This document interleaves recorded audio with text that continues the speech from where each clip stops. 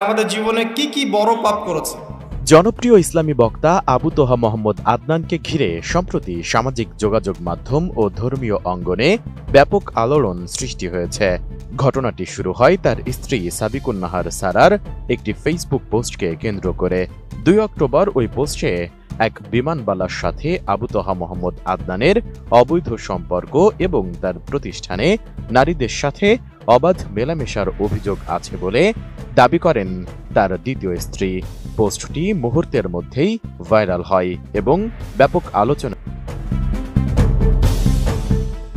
পরে আবু তোহা মোবাইল হারানোর কথা বলে অভিযোগ অস্বীকার করলে সারা পোস্টটি সরিয়ে ক্ষমাও চান। পরবর্তীতে তোহা একটি দীর্ঘ ফেসবুক পোস্টে লিখেছিলেন, ওয়াল্লাহি আমি তোমাকে ক্ষমা করেছি এবং আল্লাহর জন্যই ভালোবাসি। কিন্তু এখানেই শেষ না। এর 1 সপ্তাহ পর 11 অক্টোবর আবারও আবু তোহা মোহাম্মদ আদনানের পরকীয়ার অভিযোগ নিয়ে দীর্ঘ ওই স্ট্যাটাসটি আবারও প্রকাশ করেন। সেই সাথে কমেন্টে দেন বিস্ফোরক তথ্য।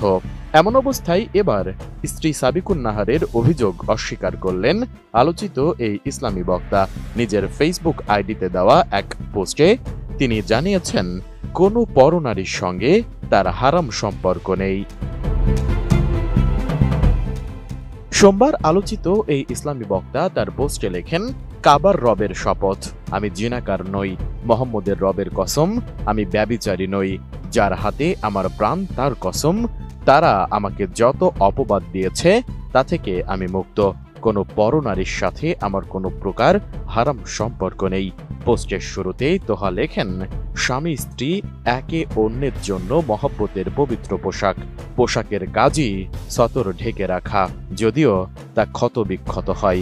স্বামী হিসেবে আমি এটাই আজীবন করে গেছি, আজও করছি। দিতে গিয়ে আবু তোহা বলেন, আল্লাহর কসম আমি তাদের প্রতিটি অপবাদ ও মিথ্যাচারের লাইন ধরে ধরে জবাব দিতে সক্ষম। হুজ্জাত সহ বিগত বছরগুলোর এক একটা জুলুমের ফিরিস্তি লিখতে, বলতে ও জানাতে সক্ষম।